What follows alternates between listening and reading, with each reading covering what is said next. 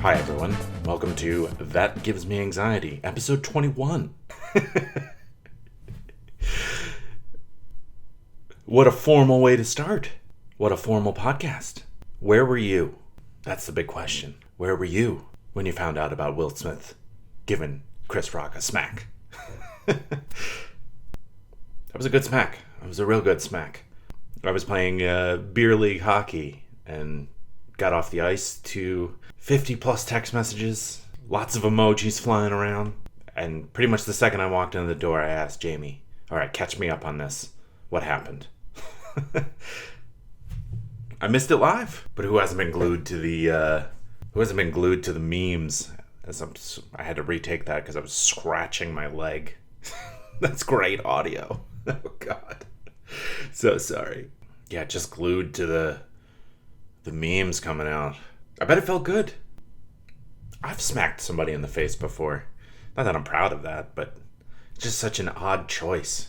I mean, I guess it's considered like less than punching, right? It's like, you have insulted me, sir. You have insulted my family. Well, anyway, the leaves are starting to grow back on the trees here in South Carolina. It just makes you feel a little better, right? Whereas the rest of winter, at least for me, I'm like, it's never going to be spring again. Right? That little voice in the back of your head is just very down on how much longer you have to go with winter. And then you start seeing some more green pop up and you're like, oh yeah, great. That wasn't so bad. Like a kid that just pretended they weren't scared through a whole horror movie. Kid, please. Me as an adult man. Well, I've got a great episode lined up for you here. I have my good friend Mary-Alice McNab coming on, doing a story-driven episode, talking about weird ways that people have died. We've done 2 episodes of this so far, and I think it's a lot of fun, and so I hope you enjoy it. I mean, Mary-Alice is an absolute doll. Love her to death. We know each other from improv in New York City, and so I think you're going to have a lot of fun with this episode. But before we start telling stories about weird ways people have died, I want to remind you, if you're liking the show, to please remember to rate and review it. Also, check the show out on Facebook, Instagram, Twitter, and YouTube. There's also the Buy Me a Coffee link. If you're liking the show and you want to support it and support me, any contributions are welcome. It's in the description wherever you're listening. If you've been a regular listener, Mary-Alice is from the Cardist studio, an amazing service that I fully recommend you take advantage of. Promo code ANXIETYPOD for 10% off all orders. And yeah, let's make our way. Talk about some bizarre ways people have died. As always, thank you so much for listening and enjoy.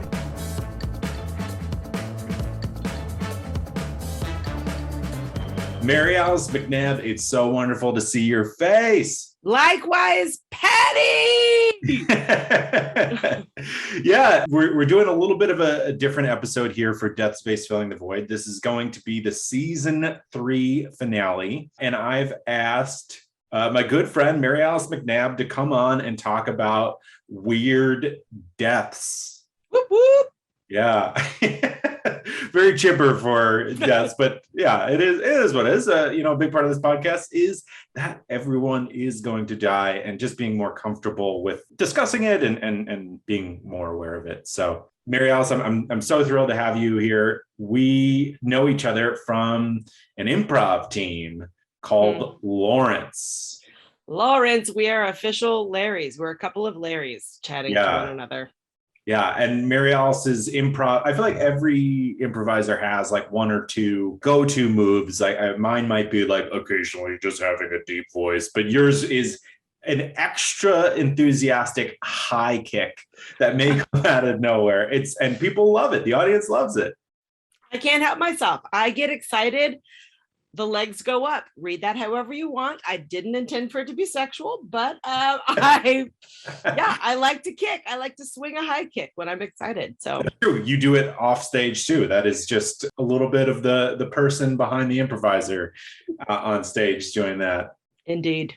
Background for the listeners: we don't really know the other person's story, so I'm curious, and this is going to be fun to kind of react to what you've come up with. How did you find it coming up with weird deaths? It was a fun and strange Google search. There are a lot of very strange ways that people have died, comical ways. I think that I was looking for things that were on the funny, strange side because death is so, it's tragic. It's heartbreaking. Regardless of how I might perceive a story, somebody has lost a family member, somebody has lost a friend, and that is very sad. And so I'm not trying to make light of people's real suffering, but get some chuckles at like the circumstances that life puts us in, like how people can die in truly the most absurd fashion, and just to tell a story about it. And you wanted me to do historical stuff.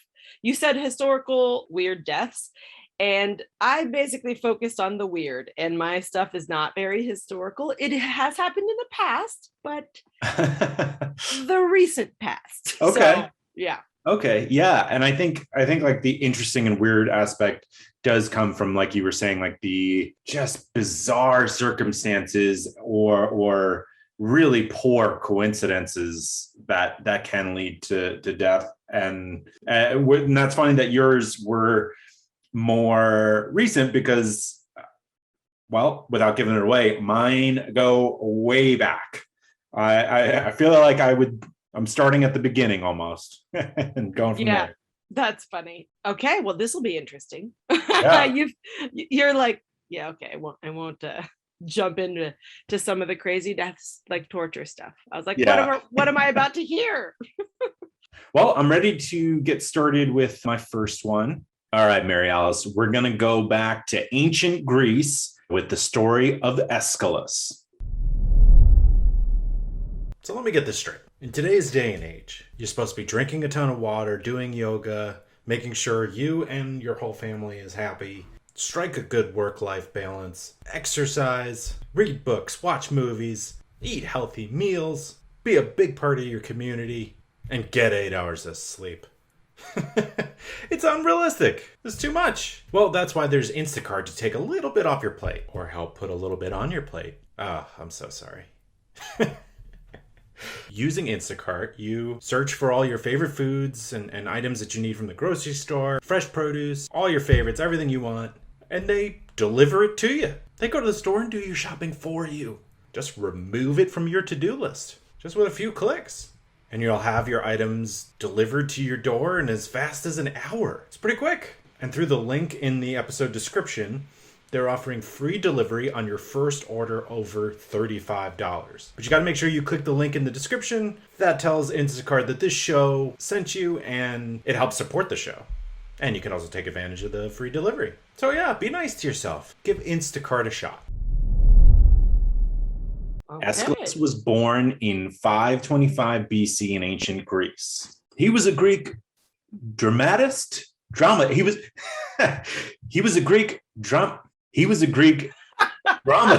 I'm going to keep all that in.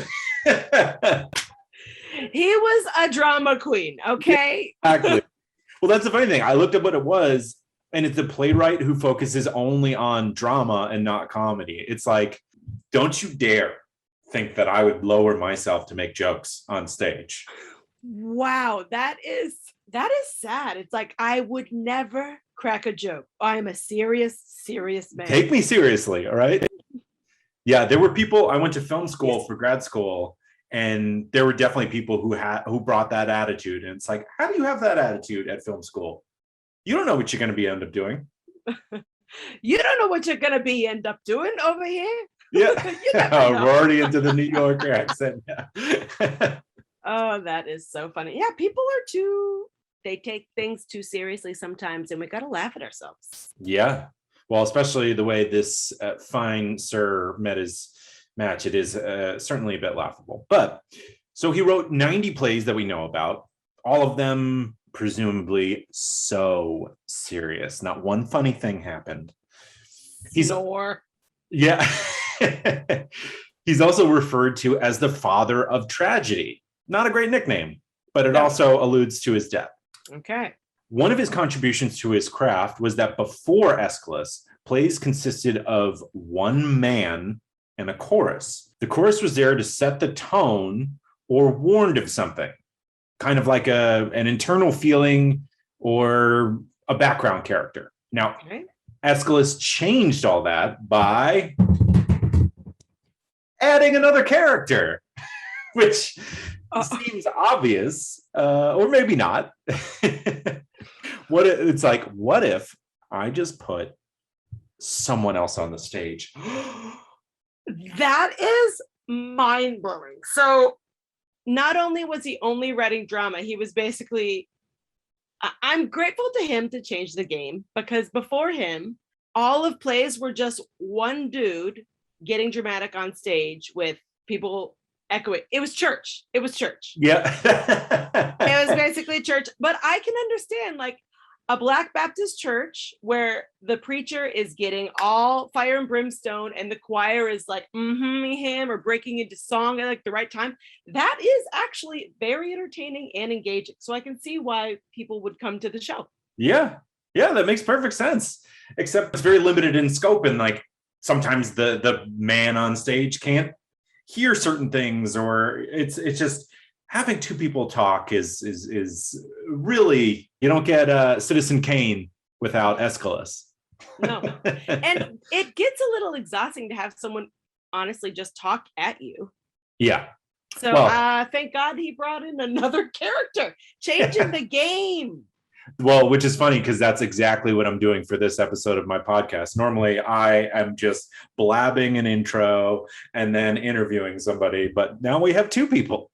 He's getting meta. This is very good. This is, look at it, folds in on itself. Exactly. Aeschylus is also credited with being the first to present works in trilogy format.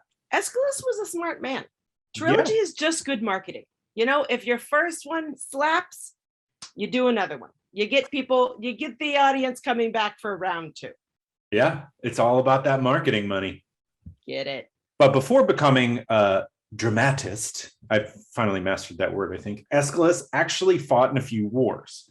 In 490 BC, he stood at Marathon defending Athens against the invading Persian army, which is interesting to me to think of this person who's well known for their works with a pen or a quill or whatever they had back then, also like being a rough and tumble person fighting in wars. But I guess if Tolkien fought in World War I guess anybody could do it, right? I don't know why I'm projecting that every person that's a good writer is also just like really just locked in their room or something like that.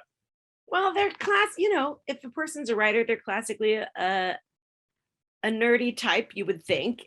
Did he fight in a war and then turned to writing? He was probably like, listen, I don't want to see another person again. It's just going to be me and my papers. I feel safe this way. It's like, I can understand that. Right. No, I can't understand the opposite, where it's just like, I'm a playwright. Oh, now I want to go murder some people. Like, yeah, I don't exactly. understand the flip side. That's true. Just being like, I'm going to take me and my washboard abs, because everyone had washboard abs seemingly based on the statues. And I'm going to write some things now. That's true. It's true. It's just a fact. Yeah. These are just facts. This is an educational podcast. Yeah. Following the war, Aeschylus began writing and winning awards for his plays. Though, there we go.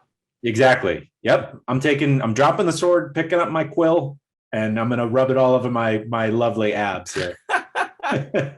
Though he was again called to military service to stand up to Xerxes, which is the guy from the movie 300. Uh-huh. Yeah. Which I haven't seen because I get scared of violence.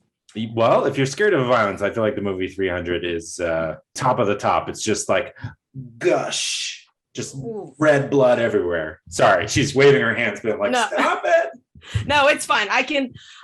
When watching Game of Thrones, I had what I called my blood pillow that I would hold in front of the screen and just be looking at my pillow. So we couldn't start watching it without me having the blood pillow at hand. I, of course, would then be asking Scott to tell me exactly what was happening. Like I heard it. I heard the gush and just the sound effects of murder are bad. Yeah. So you must have just enjoyed the intro and then stared at your pillow for 90 minutes. Pretty much. Yeah. Though after that, it was all writing and all success. That a little cult that he got into a little bit of trouble with. Leave it for a drama queen to tangle with a cult. Why did he do it? Why did he do it? What was this cult? So the cult was called the Cult of Demeter and Persephone. Uh-huh. And it's based on the Greek myth of Persephone, who was abducted from her mother by the king of the underworld, known as Hades. Okay, this is a story I should probably know. I'm sure I heard it once, but I don't remember. Yeah, back then the gods were all like sneaking out of their posts and like taking people, or like Zeus was turning into a bull to have sex with women. And it's all that. I mean, it's very basic stuff. Like either you're being dragged to the underworld or you're having sex with some kind of animal, which Zeus was really into. Wow. I mean, it feels like it's just written by a shepherd, because who is out there with lots of time on their hands and are surrounded by animals? They're going to write this whole Zeus story. Just like an ancient Greek paperback novel of just yes, and hooking up with animals. Well, like any good cult, it was outrageously secretive, though they did supposedly let anyone in, granted they met two qualifications. Okay. One, they could speak Greek. And two, they've never murdered anyone, which I'm assuming war doesn't count because Aeschylus definitely killed a few people in those wars. The qualifications for this cult are ridiculous. Like, did a middle schooler, right? These are the cult of between. It's like, hey, very secretive. You want to be in our club? Good, you're in. Have you ever murdered anyone? No? Great. Well, what if the only rules are don't tell anyone about this? What if I do tell someone about this? Well, we can't kill you or we're out of the cult. So just please don't tell anyone. It's like a pretty please cult. This is so, it's like you just want to be in the it club. It's like, okay, you're in the cult just by asking. Oh, wait, we have to check one thing. Have you murdered anybody? No, you're in. These are the most honest murderers in ancient Greece. Right, yeah. Yes, I have murdered somebody. We don't care about that. You're out of the cult. We don't care who you killed. We just want you to be out of the cult. No, this is so funny. Okay, great. Yeah, you can murder someone, but you can't lie about it. Exactly. That's exactly what I was thinking. I was like, so they have very honest murderers. Yeah. Simpler times. And was he in the cult? Or yes, he was in the cult. Nice. A good thing about this cult for members was that they supposedly offered insights into the afterlife. Like they had ideas of what happens after you die, and you had to be a member to get that information, which is pretty appealing and not unlike. I'm not going to do it. And not unlike some religions. Listen, anyone who has secret ideas or thoughts about like what happens after we die, it's an age-old question. We all want to know. So like whoever has the skinny on it, you want to be in that club. Of course. Yeah. Tell me what happens. I'm in. This story gets interesting because he refers to himself as a dramatist. And I may not believe it after you hear this. And you may not either after you hear this. I don't know if he's the one who accused Aeschylus, but Aristotle, of all people, says that Aeschylus was accused of, I couldn't find the pronunciation of this, aspia. And so that was a criminal charge in ancient Greece for desecration or mockery of divine objects. So allegedly, make sure I say allegedly so Aeschylus doesn't sue me. Aeschylus mocked the cult's practices in a play he wrote, and that was a big problem for him. Remember, not a comedian, no mocking, no satire, nothing like that. And wait, he mocked the cult that he was involved in? He's a moron. Yeah. Isn't that breaking the number one rule of the cult? Don't tell our secret. Don't laugh at us. Don't laugh at us. Don't you laugh at us. Come on, no, it's serious. No, this is a serious cult. This is it. Well, he's like, trust me, I'm a serious dramatist. They would never laugh. I'm making an honest, dramatic representation of a secret. I'm not telling it. It's just a play. Yeah, no, that was so serious what I wrote. I meant that. I meant it. What happened? Well, a good old-fashioned ancient Greek mob dispatched for Aeschylus. But he was able to hide in a theater to avoid detection. Smart man. He was able to hide in the one place they'd go looking for him, the dramatist in the theater. Exactly. He's like, they'll never find me here. And what are they going to do when they find him? Spank him? They can't kill him or they're out of the club. Right. Their church Also, rules are shh and no killies. Okay, we're keeping the secret and no stabby. That's I'm it. really gonna come down on him. But where did he go? Did he go to the bank or the theater? Like, the theater's too obvious. He'd know that we would know. Yeah, hidden in plain sight. He's like, I'm a tree. Yeah. I don't know if they didn't have two people in plays back then. I don't know if they had sets. So like maybe he couldn't pretend he's a tree on stage. Who knows? Just stand there silently. Well, it's like drifting into like a Bugs Bunny cartoon now. Just like he put on lipstick and like put on a dress and like, yes, boys. Like, yes. And they all fell in love and just kept going.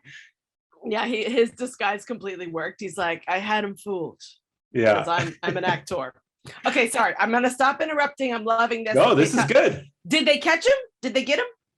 Well, they eventually did catch up to him. Okay. And he was put on trial for his actions. This was seen as very serious stuff. But the court seemingly had like a very open mind because as a part of his defense, his lawyer, who was also his brother, showed the court, yeah, right, hire your brother. Save some money. It's a bargain. Smart man. This is why every family needs a lawyer in the family. It just got to get one of them in there, and then you could do whatever the hell you want.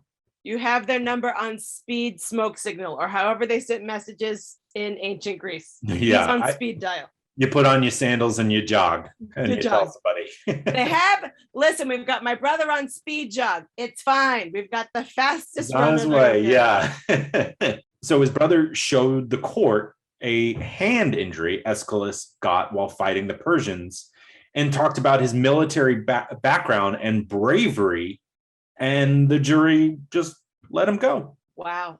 They were suckers. He's like, look, he's got this boo-boo and he's a patriot. So what are you going to do? This person has an owie and they've served our country. Yep. Let him free. You know, I think the defense actually still works these days. It probably does. Yeah. If the jury convicts him, does that mean they hate the troops? You guys don't hate the troops, do you?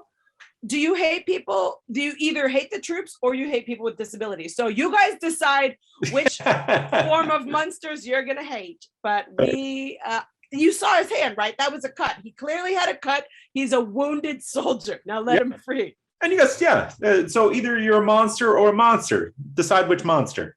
Yes, precisely. Well, after the trial, I mean, that really cramped Aeschylus' style. So he leaves Greece for Sicily. Oh, run. Yeah. Right? Get out of there. Do they have theaters to hide in Sicily? I hope so, because that's his only place. Yeah. So there's some debate about the validity of this, considering this happened in 458 BC. There's a lot of time for the story to turn into like a big fish scenario. So I just want to say that. But understood. At the time, Aeschylus was staying outside because of a prophecy that he would be killed if he was inside. This guy was a chump.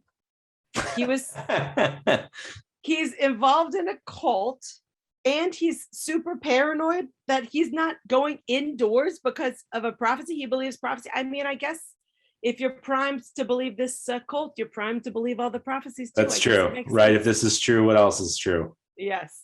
All right. Okay. It's funny how like prophecies were like, where would you even find a prophecy? I mean, the New York Post, yes. Page 6. These are honest. It's a town of honest murderers and very truthful prophesiers because they believe everything. Right. Well, right, okay. So he's staying outside, out there writing a very serious play.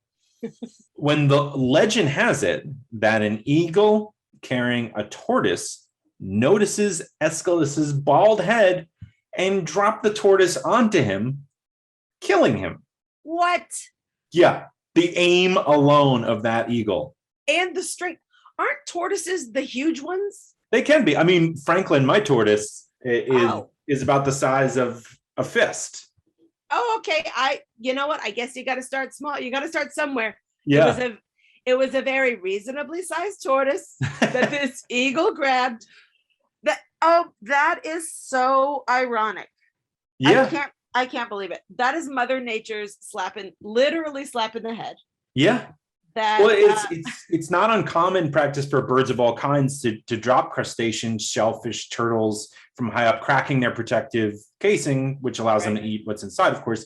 But it's just this man faced angry mobs. He fought in 2 wars and then was killed by a tortoise. Oh my gosh. If you were only going to be about drama in your life, Mother Nature's going to get the last laugh. She's like, no, things are funny. This is how you could die. This is a way that you could die. And in the ultimate irony, I'm going to kill you with an animal that has made itself into its own home. So like, you're afraid of going indoors. I'm going to kill you with something that carries its own indoors with it. You're going to be killed by a tortoise. And Mother Nature, of course, is from New York. She has an accent. You're going to be murdered by something that is its own shelter. I also looked at it like an ancient Greek mob hit with like some very poor cover-up story. It's like the mob finally found him, caught him up, made him sleep with the fishes, and then, I don't know, a turtle made him, killed him. An eagle dropped a turtle on his head, and he's dead now. That's genius. Because didn't they train falcons back then? It could have been a mob hit. It could have been the colt could have done a hit on him. They trained a falcon to pick up a tortoise. It was a sharp shooting falcon because just like you said, the aim alone, you'd have to get the trajectory, you'd train this thing. But you know what? They had a lot of time on their hands. Yeah, I love the like mob ancient Greek person who's like, hey, little Donnie, we need you to train this hawk to drop this tortoise on this guy's head here. All right? Kabish. Okay. We're gonna use nature. We're gonna get him out of the picture. Well, that is the story of Aeschylus. Wow. Well, that escalated fast. Sorry, I had to say it. It doesn't work at all. That didn't escalate fast. We knew he was gonna die. It was a slow escalation. But I love it. Okay, I have something that is very not ancient. But old, and it is also about, let's say, Mother Nature striking back. All right. Look who we got here. It's our friends at My Software Tutor. Can Excel be my friend? Many people have wondered this for years. The answer is yes, it can. Excel doesn't have to be like the friend that your mom makes you hang out with in elementary school. It's weird. It's always stuff with boogers, right? What's wrong? What's up? Why is that kid always eating boogers? Their house always had the best snacks, too. And there he is. Boogers. Well, Excel doesn't have to be like that weird kid. Unless you were that weird kid. Were you? Be honest. You know. I'm not actually asking. I can't hear your response, but you know. And it's okay if you were. Just take it easy with the boogers. Just talking about boogers to get ad read. Don't worry. They didn't write that part. That was an improvisation. My Software Tutor offers 3 levels of real-time Zoom-based courses with a live instructor. They deliver practical, functional business skills in a friendly and supportive environment. It can be daunting, right? You need that supporting environment to learn Excel. There's no stupid questions. It could be really difficult.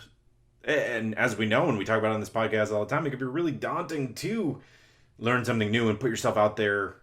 So think of this as like a kindergarten for learning something new and helping your job prospects. Or be better at the job you already have. Get that raise, get that whatever, take pictures of it for Instagram. Yeah, that'll be cool. Keeping it as vague as possible so that you can input your own. Just making a Mad Lib of your own desires. These courses will increase your marketability, whether you're an employee, job seeker, consultant, or contractor. Register at mysoftwaretutor.com and use the promo code POD20 to save 20% off all registrations. Thank you so much to My Software Tutor. Yeah, guys, take advantage of that 20% off and confidently list Excel on your resume. All right, you've got an event coming up. You know you got to send a card. So you get the card. It's looking good. You chose a good one. You grab a pen. You grab a beverage of some kind. Alcoholic, ginger ale. I've been big on the ginger ale lately. Even the diet. Am I just old? Maybe I'm just old. But you get all that, you sit down, and then your mind is blank. You don't know what to say. It can be daunting. There's a lot of pressure. You gotta fit it in a certain area and gotta look nice. Go easy on yourself. There's someone here to help you. Introducing the Cardist Studio. With so many birthdays and occasions, there's no time to shop for cards, write the cards, and buy the stamps. It's too many steps. So many chances for anxiety. Now you can do it all right where you sit. That's the best. That's the best. Because the Cardist Studio does it for you. They write it down for you. Introducing a writing specialist for the message inside your greeting cards. Don't get those canned responses. Have someone write something truly heartfelt. By the way, this is my friend Mary-Alice who runs this company. She's very good. She sent me one of these. Whew. I know I said that in a joking tone, but I mean it. It was very thoughtful. And she sent me one after my grandfather passed away. It means a lot. I still have the card. I mean, that shows you all you need to know. All right, here's how it works. All you do is pick the card and tell why you're sending it. No more errands. No more anxiety. For a message from your heart, but not your hands. It's okay. You still mean it. Sit back and just enjoy your relationships. Wouldn't that be nice? TheCardistStudio.com. Thoughtful, just got easy. And you can use the promo code AnxietyPod for 10% off all orders. All right, friends, get out there and send those greeting cards from the Cardist Studio. This is the shallowly historical death of David Grundman. And because I want to be a good little researcher, credits for this information are an article from the Arizona Republic newspaper by Ward Harkavy, the Phoenix New Times, they don't give a byline, good old Wikipedia, and the Austin City Lounge Lizards website. All right. You'll hear more about this. Join me on the journey of nature striking back. This is a tale of a killer cactus. Ooh. Picture it. It's a Thursday afternoon, early February in Phoenix, Arizona. The winter temperature in these parts is a dry and extremely temperate low 70s. People must be going stir crazy with this moderate weather. Two roommates decide to seek an adventure in the desert. They grab a 16 gauge shotgun, jump in a car and drive for 40 minutes, landing just 2 miles off the highway in a section with a bunch of cacti. It's 1982. There are no cell phones.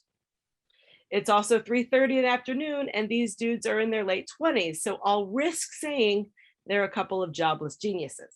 Yeah. I could be wrong, but judging by what their idea of fun is, I don't think these two are in early retirement for great business ideas. Oh man, you're really setting this up. It's like, I feel like you're walking me into like a Jerry Springer episode here. All right. Well, all right. Well, what do they do? Okay. This couple of ding dong sandwiches decides to go cactus plugging, which is a practice. Yes, I had to Google what the heck is cactus plugging. It's you plug a cactus full of lead. Is basically where it comes from.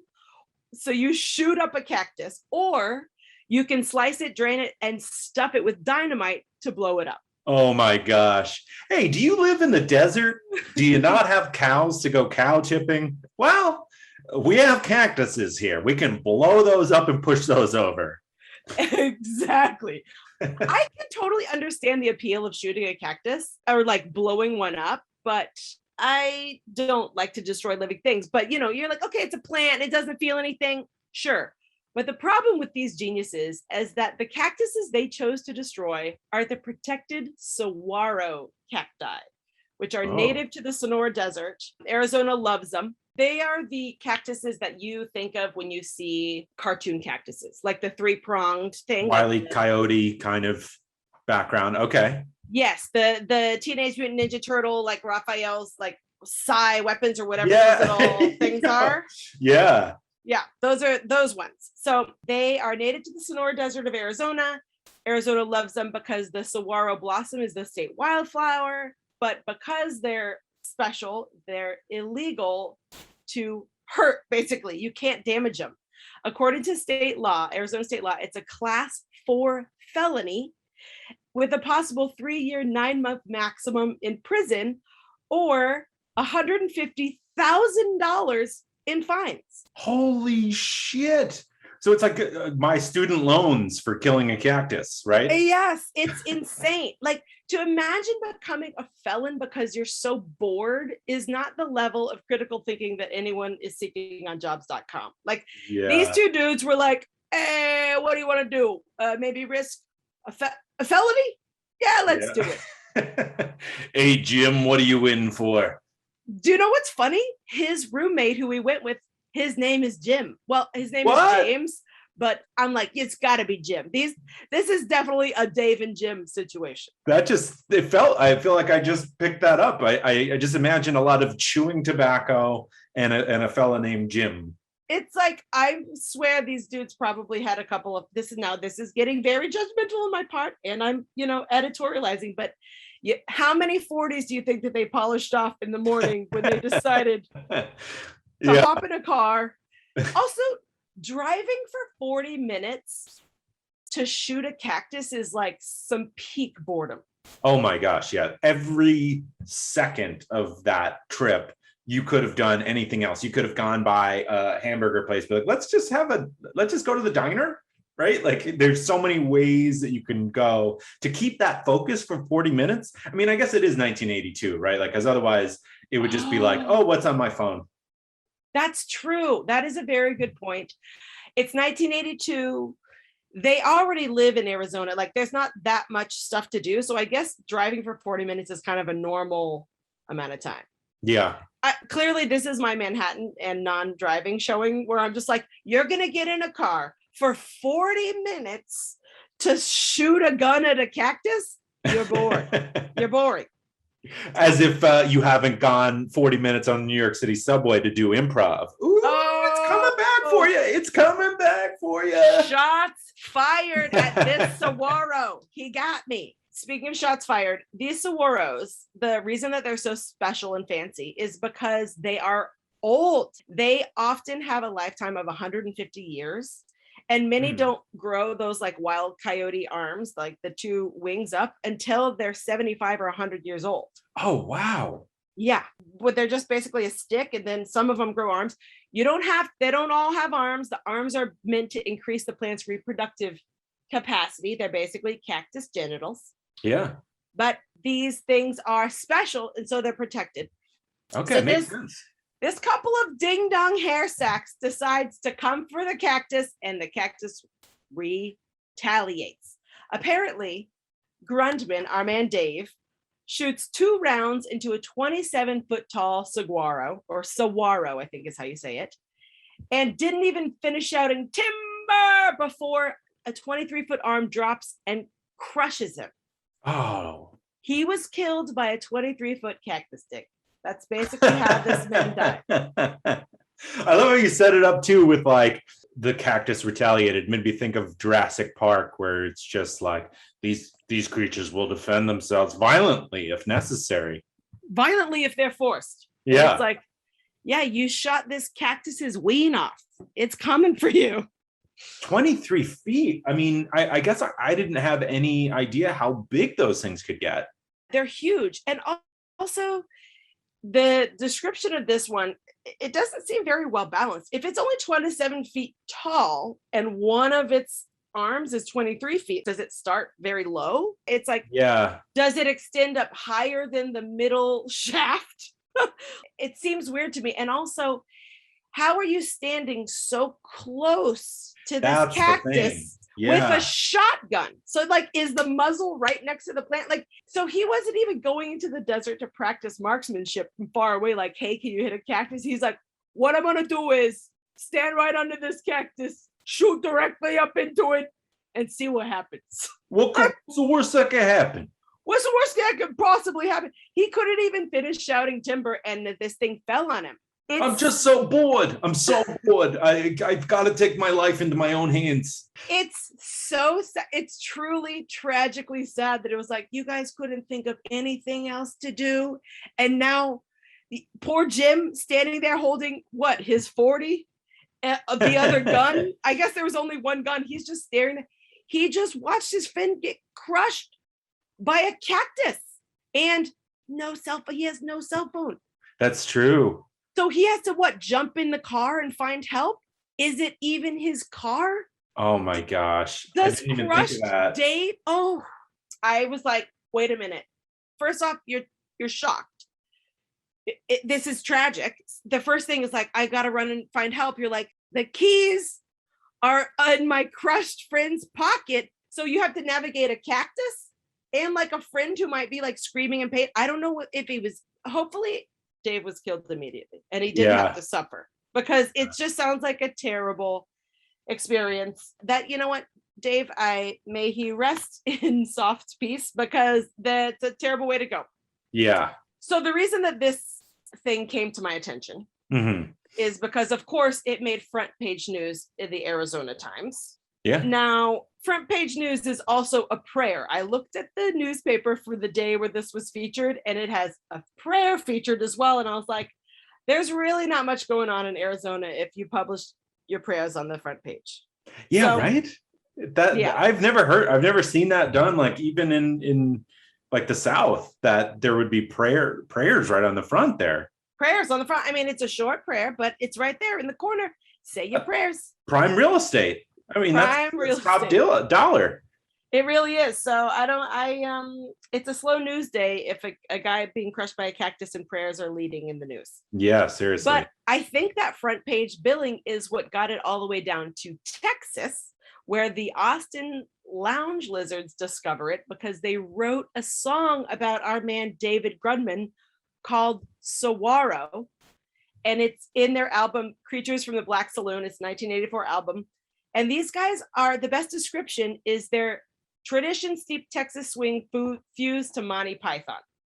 What is that even? That's too many things. It's too many things. But these basically satire songsters heard about this insane death and are like, we can't pass this up. We gotta make this a song. And it is a good song. I recommend. Yeah, I'll put a link to it in the podcast. Yeah. I mean, does this mean that band is just like, go out and get me every newspaper in the country and we're going to read it for inspiration? Band meeting, my house. Exactly. I think that I'm giving a bunch of guff to our poor past man Dave about boredom when these guys are like, here's what we're going to do. We're going to write songs about weird news. So maybe they're the more bored people too. I'm a Monty Python fan. So as soon as I heard these guys were described as Monty Python, I was like, well, you have me. Their song titles are like Gingrich the Newt, The Shallow End of the Gene Pool, Hillbillies in a Haunted House. Like, these guys were writing songs about crazy stuff, and I love it. That's kind of, it's I want to say it's like Weird Al, but it's not in any way. But like, why isn't there more songs just about a weird happenstance? I don't even know. I mean, these guys are like folk singery type of dudes, and that doesn't slap as much on the radio. Yeah, I guess not. But I loved it. Like when I listened to the Saguaro, I was like, oh, these guys are good. It's like kind of told in a tale style, like Western style. It was great. But the moral of the story is don't shoot a cactus in the dick because it'll kill you. Don't shoot a cactus in the dick because it'll kill you. That might have to be this episode title. Yeah. And then a song will be written about your stupidity, so you'll live forever and ever. Yeah, there you go. Thank you so much for that story. That's phenomenal. It was a good one. It was a good one. Thank you for letting me share this crazy death of tortured saguaros getting back at their victims. Yeah. Yes. Well, Mary-Alice, thank you so much for coming on for Weird Deaths episode 1. We have a second episode that we're going to record in the future. So if you're liking this episode, stay tuned.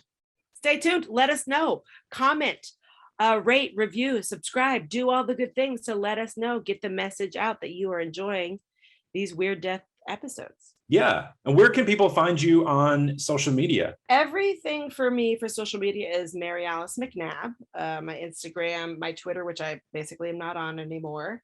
I'm not doing much on the social these days. I'm a failure. That's not a failure. That's called taking care of yourself. Social media stresses me out too much at times. Yes, it's stressful. But I'll be coming back and we're going to be doing monthly shows. So I'm excited for everything reopening. Awesome. Yeah. Cool. Well, thanks again. Thank you for having me on. Have a wonderful day. was a lot of fun to do a story-based episode. I want to do more like that. I just have to think of different ways that we can do it, or just keep doing this one with Mary-Alice. I mean, I'm enjoying it. If people are enjoying it, I will definitely keep that going. So thank you so much to Mary-Alice, and yeah, more to come.